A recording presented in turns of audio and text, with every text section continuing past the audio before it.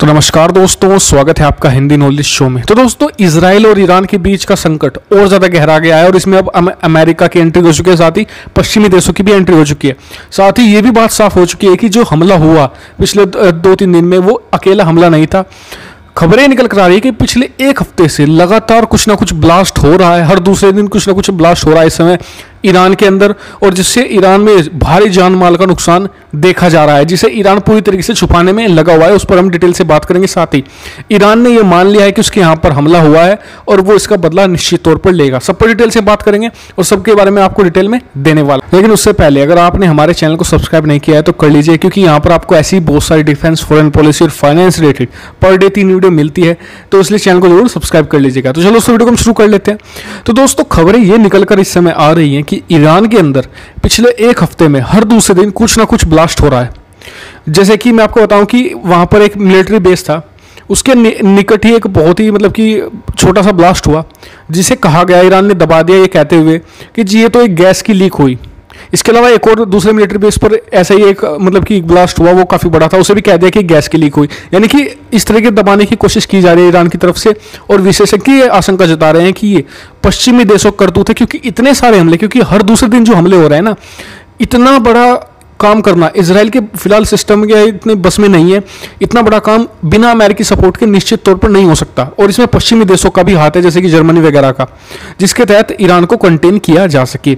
तो ये कहा जा रहा है कि इन देशों ने मिलकर ही इस चीज़ को अंजाम दिया, क्योंकि ये बहुत ही मैसिव स्केल पर हो रहा है। हर हफ्ते, इसमें पिछले हफ्ते की बात करूँ तो हर दूसरे दिन इस तरीके के ब्लास्ट हो रहे हैं ईरान के अंदर।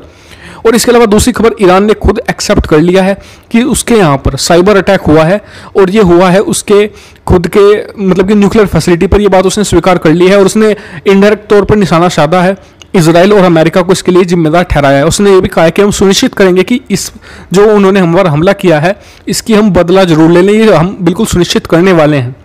और इसका मुझे लगता है कुछ ना कुछ तो रिटेलिएट ईरान जरूर करेगा, क्योंकि जब आपको पता है कि उसने तो अमेरिका तक पर भी पिछले 4 महीने पहले मैंने आपको न्यूज़ बताया था कि 4 महीने पहले जब अमेरिका और ईरान के बीच संकट हुआ था, तो जब जनरल सुलेमानी को मारा था ईरान के अमेरिका ने, तो उन्होंने बैलिस्टिक मिसाइल फायर कर दिए थे अमेरिका पर। तो ये तो फिर भी उनके न्यूक्लियर फैसिलिटी पर, यानी कि जहाँ पर देश का सबसे बड़ा हथियार बन रहा था ईरान के, वहाँ पर हमला हुआ है। तो इसका बदला ईरान कुछ ना कुछ जरूर लेगा, और फिर रिटेलिएट करेगा इजराइल भी।